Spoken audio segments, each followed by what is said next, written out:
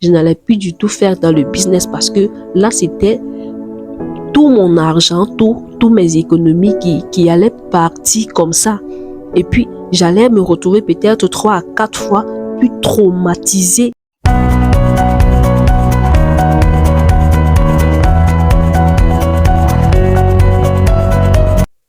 Il y a quelque temps, j'avais ce projet qui, sur le papier, était parfait.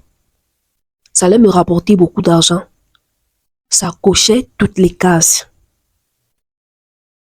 Pourtant, au fond de moi, il y avait ce nœud que j'avais à l'estomac.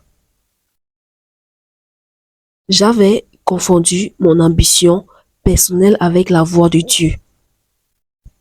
Pour éviter de perdre beaucoup d'argent et des mois de travail, voici 3 principes que je partage avec vous aujourd'hui dans cette vidéo qui vous permettra de savoir si votre business ou votre projet, il vient de Dieu ou c'est juste votre ego à vous.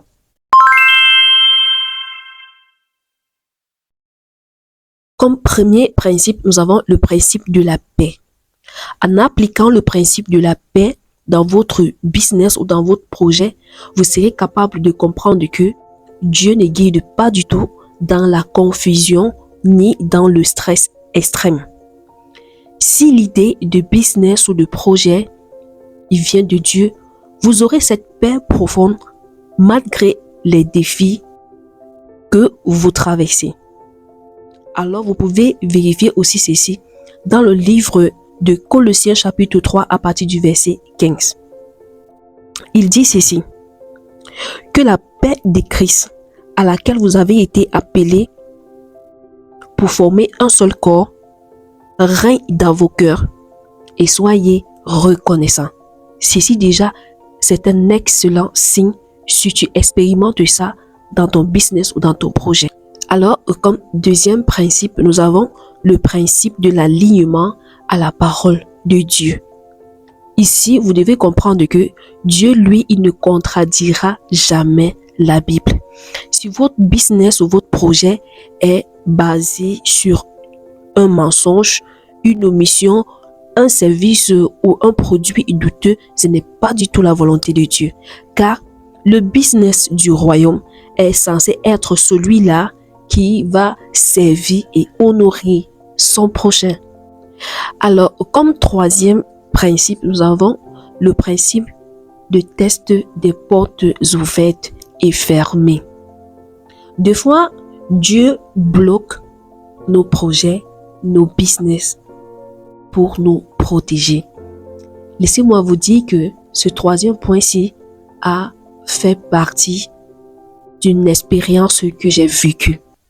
Il y avait un temps, je voulais lancer un produit qui était en concurrence sur les réseaux sociaux. Bref, ça cartonnait. J'avais trouvé un fournisseur. J'avais demandé les échantillons que j'ai reçus gratuitement au moment de la validation de la grosse commande et puis faire le paiement. Le fournisseur a tout coupé. Il est porté disparu sans raison, impossible de le joindre. Gros blocage et un choc extrême pour moi que vous ne pouvez pas du tout imaginer.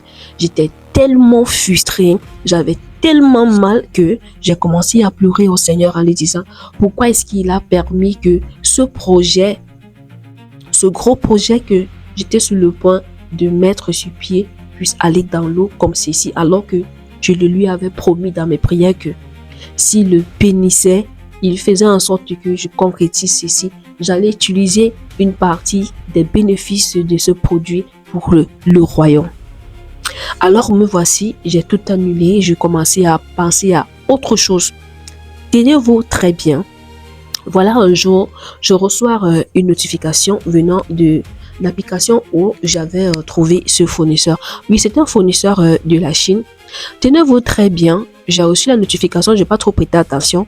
C'est quand j'ai reçu le mail de cette application-là que j'ai décidé donc d'ouvrir et puis lire voilà, je me rends compte qu'il y a une mise à jour qui avait été faite.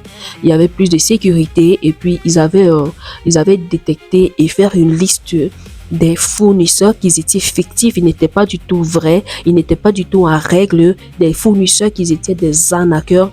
Et tenez-vous très bien, qui est-ce que j'ai vu parmi ces fournisseurs? Le nom de ce fournisseur avec qui j'avais travaillé. Je suis restée comme ça. J'étais... Oh my God. Ça dit que j'ai eu comme un flashback.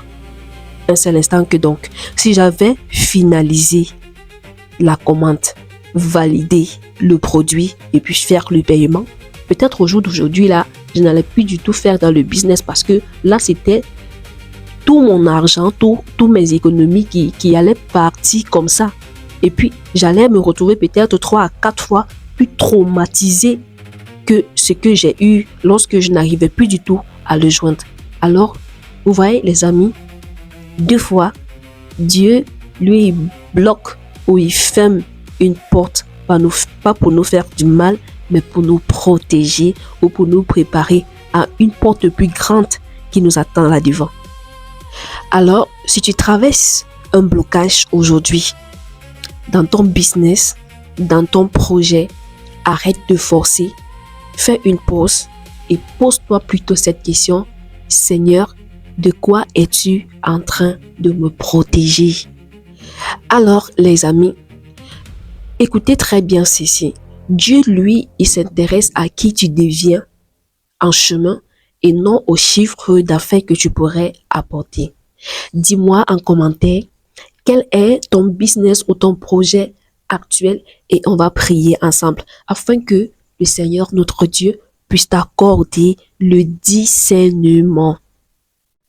Alors, avant qu'on ne se sépare, faut pas oublier de t'abonner pour ne pas du tout rater les prochaines stratégies. D'ici à là, que le Seigneur Jésus-Christ bénisse ton business. Shalom.